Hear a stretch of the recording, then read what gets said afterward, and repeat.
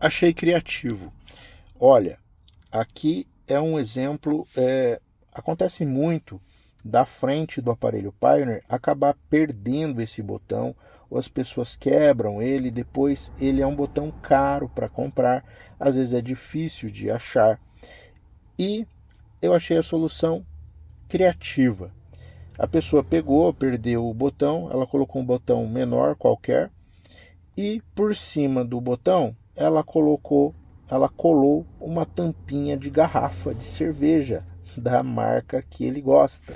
Então, ele fica aqui funcionando todas as funções do aparelho, mas fica esse aspecto da tampinha da cerveja que ele gosta, da marca que ele gosta. Achei interessante e estou aqui compartilhando essa informação com vocês. Valeu!